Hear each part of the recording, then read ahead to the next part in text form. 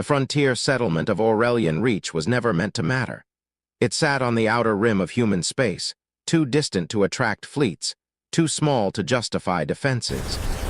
11,000 settlers lived there quietly, raising crops and children beneath pale highland skies. No warships. No strategic value. Nothing worth taking. Director Lion Mora had chosen it for exactly that reason. She stood at the window of her modest governance office, watching her twins walk home from lessons.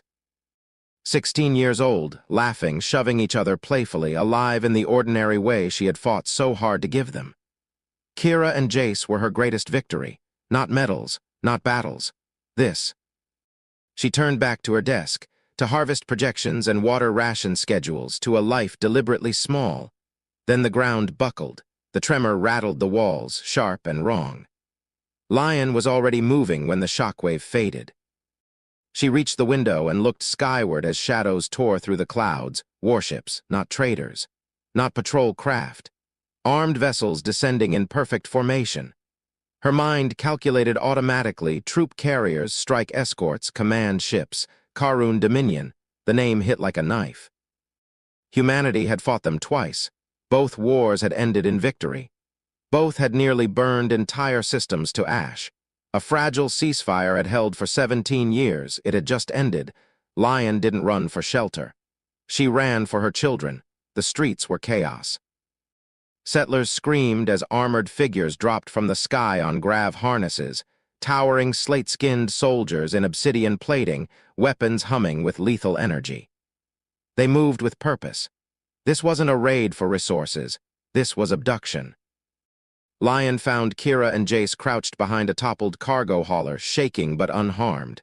She pulled them close. "Listen to me," she said, her voice calm in a way they had never heard before. "We're going to the bunker. Stay behind me. Do exactly what I say." They nodded instantly. They trusted her. She led them through smoke and fire, every movement precise, instincts long buried rising to the surface. She checked corners, timed intersections, listened for the pitch of Dominion rifles. Her children never left her shadow. They were 2 blocks from safety when a patrol stepped into their path. 6 soldiers, 1 officer marked with gilded insignia. "You will surrender," the officer said in broken English. "Defiance will be met with termination." Lion stepped forward, forcing her children behind her. "Run," she whispered. "Now." The officer raised his weapon. Lion crossed the distance in a heartbeat. Her hand locked around the officer's throat before he could fire. She twisted, dragged him into the line of fire, ripped his sidearm free. 3 shots. 3 bodies fell. The others froze just long enough to die. Silence followed. Kira and Jace stared at her in horror.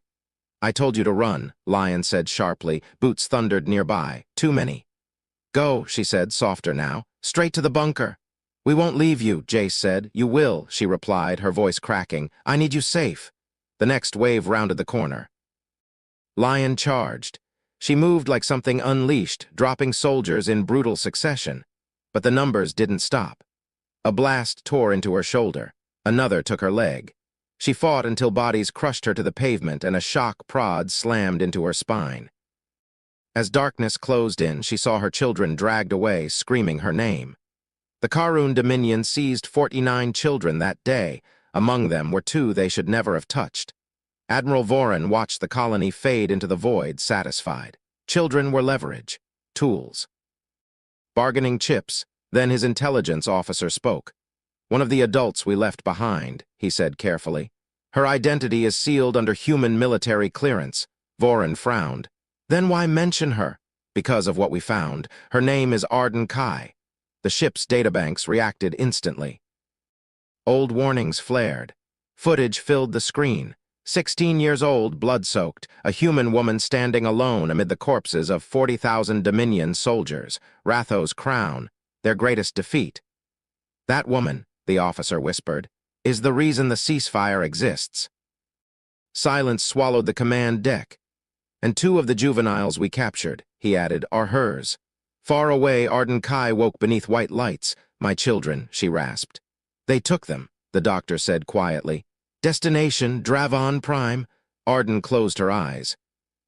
When she opened them, something ancient surfaced. An hour later, she entered a code she hadn't touched in 15 years. A familiar face appeared. "Spectre," Admiral Jonah Kess breathed. "I thought you were dead." "So did they," Arden said. "They took my children." "What do you need?" "Everyone."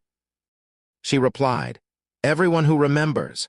The galaxy began to shake, listening posts vanished. Garrisons burned. Supply convoys disappeared without trace. No survivors, no signatures, only one word written in blood at every site. Karath. Fear spread through the Dominion like infection. On Dravon Prime, Arden allowed herself to be captured.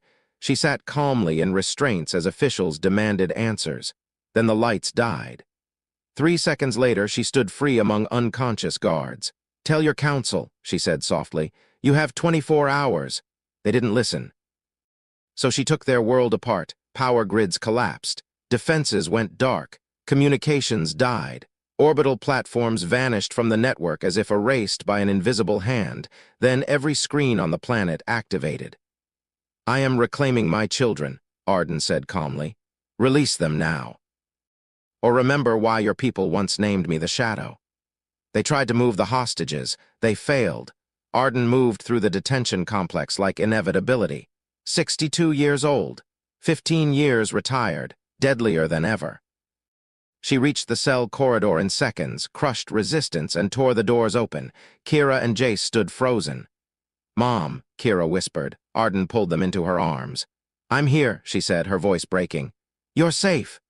The extraction nearly failed. Dominion forces surrounded the rooftop. Gunships closed in. The shuttle was boxed in, then space fractured above the planet. 17 human warships tore out of hyperspace, scarred, outdated, crewed by veterans who answered no flag but her call. "We have firing solutions," Admiral Kess announced calmly. "Listen carefully." Arden took the channel. "You've lost," she said. "The only question is how much you lose." Silence stretched, then surrender, weapons lowered. The path cleared. Arden boarded the shuttle last, her children safe behind her. As the ship lifted, she looked down at a world she could have destroyed. She chose not to. The journey home lasted 3 days. Questions came quietly. "Why didn't you tell us?" Kira asked. "Because I wanted you free," Arden said, "not living under my shadow." "But they found us anyway," Jace said. "I know," she whispered. "And I'm sorry." When they crossed into human space, Arden prepared for judgment. Instead, a voice filled the channel. "This operation has been retroactively designated a classified training exercise," Fleet Command announced. "Congratulations." The lie was thin. Everyone accepted it. The Dominion sued for peace within weeks. Concessions, withdrawals, reparations, not because of diplomacy, but because fear remembered. Years passed. Kira became a diplomat, determined to stop wars before they began. Jace became an educator, teaching frontier worlds what conflict truly cost. Arden lived quietly, tending a small garden on a rebuilt colony. She watched ships rise and fall, human and Dominion alike. One evening, a young Dominion visitor approached her.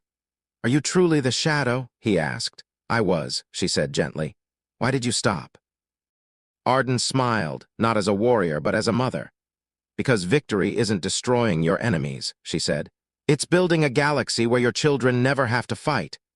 The sun set over a peaceful world. The shadow faded into legend, and something stronger remained: hope.